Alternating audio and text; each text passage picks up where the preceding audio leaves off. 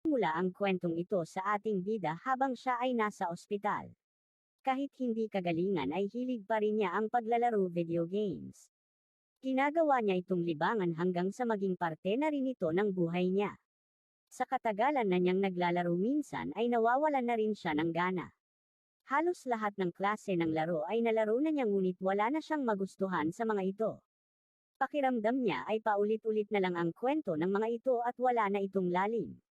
Habang tinatamad na sa paglalaro ay nadiskubre niya ang bagong laro na Dungeon and Stones. Ang Dungeon and Stone ay rapping game na may makalumang disenyo. Nakasalin lang ito sa wikang Ingles pero sinubukan pa rin ito ng ating bida. Ang unang karakter na napili niya ay Barbarian. Nung una ay mababa ang ekspektasyon niya sa larong ito hanggang sa magbago ang tingin niya sa larong ito. Tuluyan na siyang nahumaling sa larong Dungeon and Stone at di siya makapaniwala na makakakita siya ng ganto kagandang laro. May mga bagay na natatangi sa larong ito na talagang kagigiliwan mo pero minsan ay kakaasaran mo rin. Gaya na lang ng importansya sa pagbuo mo sa iyong party. Dagdag pa ay sa tuwing maga-game over ka ay uulit ka sa simula. Ang dating paglalaro para lang magpoli pa oras ay naging adik sayo na. Hindi sikat ang larong ito at dahil dito ay wala siyang makitang tutorial kaya't napilitan siyang matutunan itong mag-isa. Nilaro niya ito habang siya ay nasa ospital, nang siya ay magbalik eskwela at magtapos hanggang siya ay makapagtrabaho. Ito lang ang tanging nilaro niya sa loob ng 9 na taon. At ngayon, sa wakas ay malapit na niyang matapos ang larong ito. Nakarating na siya sa dulo ng dungeon ang final boss nasa Gate of the Abyss na siya. Tuwang-tuwa naman siya at sa tingin niya ay siya palang ang player na nakakarating sa stage na ito. Inabot siya ng 9 na taon at halos buong 20s niya ay ginugol niya rito. Tinanong siya ng isang notification window kung nais niya bang magpatuloy. Agad naman niya itong sinagot ng oo. May lumabas na naman na notification window at siya ay tinanong ulit. Pakiramdam naman niya ay tinatakot siya ng laro. Wala na itong atrasan dahil mahaba na ang ginugol niyang oras sa larong ito. At siya nga ay nagpatuloy. Hindi niya inaasahan na matatalo niya ang boss sa una niyang try kaya't ang tanging goal niya lang ay makakuha ng impormasyon ukol dito. Habang siya ay nag-iisip ng strategy ay napansin niyang tapos na ito mag-loading. Nakapasok na siya sa abyss. Sinabi ng system na natapos na niya ang tutorial. Kinagulat naman niya ito dahil masyadong mahaba ang nilaro niya para sa tutorial lamang. Napansin niya rin na nakasali na ito kanilang lengguwahe at hindi na sa Ingles. Bigla namang may nakabubulag na liwanag na lumabas sa kanyang monitor at nanakit bigla ang kanyang buong katawan at siya ay nawala ng malay. Nang siya ay magkamalay ay may narinig siyang mga taong nagsisigawan at nang kanyang buksan ang kanyang mga mata ay tumambad sa kanya ang isang lugar na di niya pa nakikita. Mga sulo ang ginagamit para magkaliwanag sa halip na LED lights. Napapalibutan din siya ng mga maskulado at nakakatakot na mga tao. Tumatak naman sa kanya ang matandang lalaking sumisigaw sa harapan. Gamit nito ang lengguwaheng ngayon niya lang narinig pero sa di mapaliwanag na dahilan ay naiintindihan niya. Inisip niyang mabuti ang kanyang kalagayan at napagtanto niya na katulad ito sa simula ng game na nilalaro niya. Kumalap pa siya ng impormasyon, napansin niya na ang dating sakiti na katawan niya ay naging fit na, lumaki din ang kanyang palad. At higit sa lahat ay nagiba na ang itsura niya. Hindi siya makapaniwala sa mga nangyayari. Narinig naman niya na may tinatawag papunta sa harapan. Pumunta ang isang lalaki at kumuha siya ng sandata. At, patuloy na nagtawag ang matanda sa harapan ng mapalalaki o babae upang pumili ng armas. Habang nanunood ay nakumpirma na niya na ito ang unang eksena sa Dungeon and Stone kapag pinili mo ang karakter na Barbarian. Napagtanto niya din na Barbarian ang huling ginamit niya sa laro. Napansin din niya na may katabi siyang tulad niya na mukhang player din ng Dungeon and Stone. Pero di tulad niya ay kita rito ang matinding pag-aalala. Narinig naman ng matanda sa harapan ang ingay ng katabi niya. Nakalapit ito sa kanila nang di man lang niya namalayan. Tinanong siya nito kung siya ba ang nag-iingay at sumagot kaagad siya ng parang sundalo ng hindi. Tinitigan niya din ng masama ang katabi niya dahil muntik na siya nitong ipahamak. Kita ang pagkalito sa mukha ng taong katabi niya at nang ito na ang tanungin ay binanggit niya ang mga katagang Dungeon and Stone nito ay salitang hindi naiintindihan ng mga tao sa lugar na ito. Kaya't agad siyang tinapos ng matanda. Nagulat ang ating bida sa bilis ng mga pangyayari pero hindi siya nagpakita ng kahinaan dahil alam niyang pag nangyari iyon ay susunod siya sa katabi niya. Sinabi ng matanda na sinasaniba ng masamang espiritu ang taong ito kaya niya ginawa ang bagay na iyon. Sinabi naman niya sa mga tao sa paligid na kalimutan na ang mga pinagsasabi ng masamang espiritu na ito at sila ay magpapatuloy na sa seremonya. Naiintindihan na ng bida kung bakit ito nangyari, itinuturing na masamang espiritu ang mga tulad nilang nanggaling sa ibang mundo at kung malalaman ay tiyak na kamatayan ang kanyang kalalagyan. Kailangan niyang matapos ang seremonyang ito nang hindi siya nahuhuli ang problema nga lang ay hindi niya alam ang kanyang pangalan. Nakaisip siya ng strategy kahit maliit ang tayansa ay ito lang ang tanging paraang nakikita niya. Bibilang siya ng ilang segundo at kung walang lalapit sa pangalang tinawag ay baka siya na yon. Bjorn anak ni Yandel wika ng matanda sa unahan. Walang lumapit at kinuha na niya ang pagkakataong ito at humakbang papunta sa harapan. Tinawag na si Bjorn anak ni Yandel at pumunta na sa harapan ng ating bida, umaasang tama ang naging hula niya. Tinitigan siyang maigi ng matandang barbarian na para bang kinikilatis, na natili namang focus ang ating bida. Tama ang kanyang naging hula at tatawagan na natin siyang Bjorn mula ngayon. Pinapili na ng sandata si Bjorn ng kanilang elder.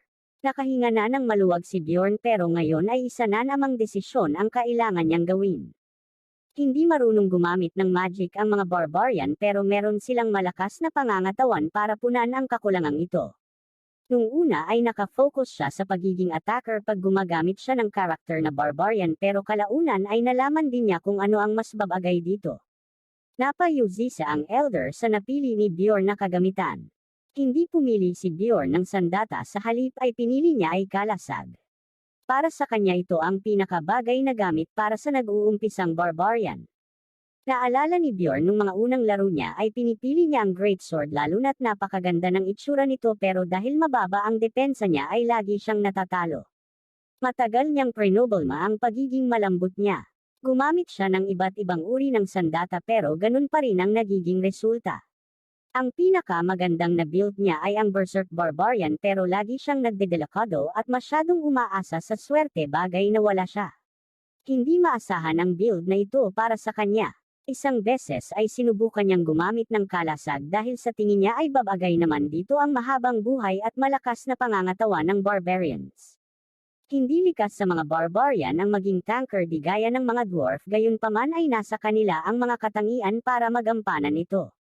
Marami siyang binago sa kanyang mga taktika at mga pagsasanay.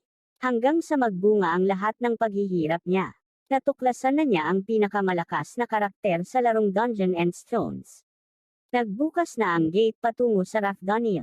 Pagkatapos nilang matapos ang seremonya ay kinakailangan na nilang pumasok sa lugar na tinatawag na Labyrinth at matatagpuan ito sa syudad ng Rafdonia. Humudyat na ang kanilang elder. Ito na ang simula ng kanilang paglalakbay. Nagtatakbuhan sila at sumasabay lang sa agos si Bjorn. Duda naman siya kung alam ba ng mga ito kung saan ang tamang daan. Naligaw na ang mga barbarian tama nga ang hula ni Bjorn. Sinisi ng ibang barbarian ang nag-lider-lideran nilang kasamahan kahit kusa naman silang sumunod dito. May pumalit na leader dito isang babaeng barbarian at ang pangalan niya ay Einar. Isa siya sa kilalang matalino sa kanilang tribo. Pero ganun pa rin ang kinalabasan. Nagsimula ng mabahala ang mga barbarians at baka masaraduhan sila ng portal papasok sa labyrinth. Nagtatalo na ang mga ito kung sino na ang papalit na mamumuno sa kanila. Alam ni Bjorn na natural na mahihina mag-isip ang mga barbarian at kailangan na niyang gumawa ng hakbang bago pa sila masaraduhan, ngunit ayaw niyang mapunta ang atensyon sa kanya ng mga kasamahan niya kay pinayuhan na lang niya si Einar. Sinabihan niya ito na ang kailangan lang nilang gawin ay ang sundan ng ibang mga adventurers dahil siguradong sa portal din ang punta nila. Nabuhayan ng loob si Einar sa impormasyong natanggap. Sinabi niya ito sa kanyang mga kasamahan at muli niyang nabangon ang kanyang dangal.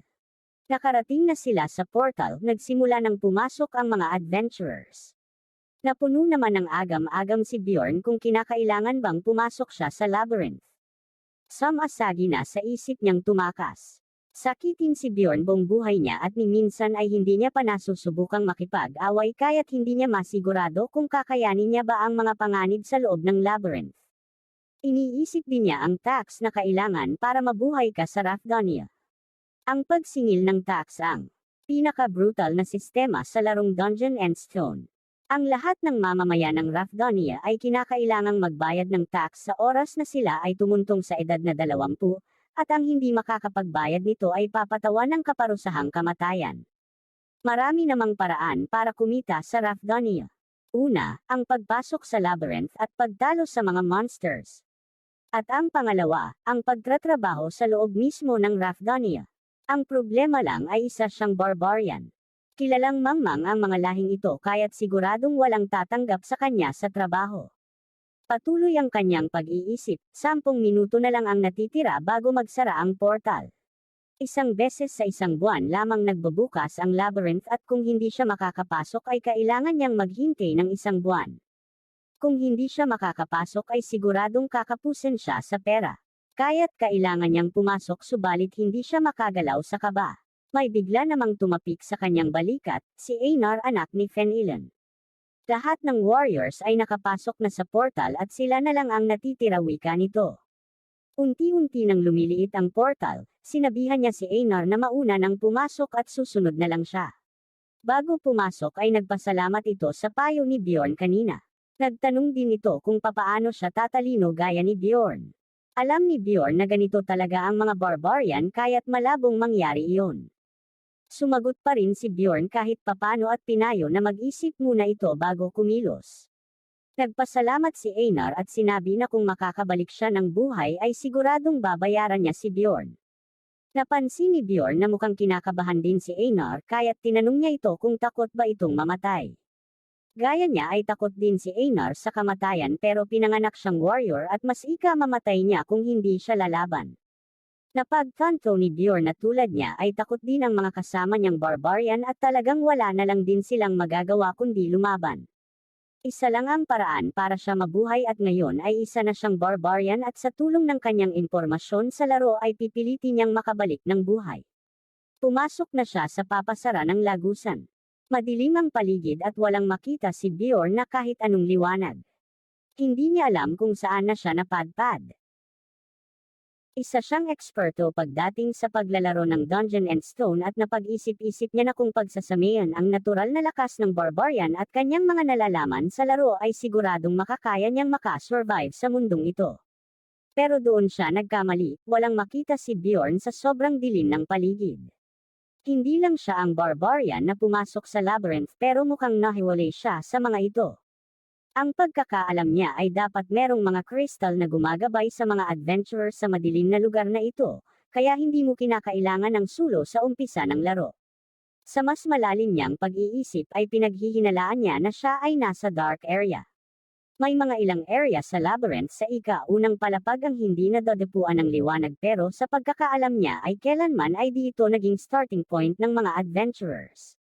Umihip ang malamig na hangin sa kadilimang ito. Tinanggap na ni Bjorn na maaaring magkaiba ang game na nilaro niya at ang tunay na kinalalagyan niya ngayon. Sinubukan niyang buksan ang mga status window gaya ng sa mga napapanood at nababasa niyang isekai na palabas pero walang nangyari. Sinubukan na niyang maglakad gamit ang kaliwang kamay bilang gabay. Pakiramdam naman niya na masyadong mabagal ang kanyang usad at inisip na mas makabubuti yata kung siya ay gag-apang na lang. Habang nag-iisip ay bigla siyang nakaramdam ng matinding sakit. Nakatapak ng patibong si Bjorn, isa itong goblin trap. Napasigaw ng malakas si Bjorn pero agad niya itong pinigil nang maalala niya na maaaring may nagmamasid na goblin sa paligid. Pinakiramdaman niya ang paligid at nung una ay sa tingin niya ay walang goblin pero siya ay nanigurado na. Mas pipilian niya laging paghandaan ang pinakamalalang pwedeng mangyari. Iniisip niya na kung merong goblin trap ay siguradong may goblin na nag-aabang dito at siguradong narinig nito ang sigaw niya kanina. Dagdag pa niya na siguradong minarkahan na siya nito para maging biktima. Siguradong hinihintay na lang siya nitong mawalan ng malay sa sobrang sakit. Hinahanda na niya ang kanyang sarili sa pwedeng mangyari. Ramdam niya na may paralysis poison ang trap, sinisi naman niya ang mga binigay na sandals sa kanila sa halip na leather boots. Kinakailangan na niyang magmadali at gumawa ng hakbang. Unti-unti nang kumakalat ang lason, nawawalan na ng pakiramdam ang kanyang kanang paa. Sinubukan niya hamunin ang goblin pero hindi ito nagparamdam. Hindi niya masigurado kung meron ba talaga siyang kalaban o wala, ganun pa man mas pinili niyang magsisiga at magmukhang tanga kesa mapaham.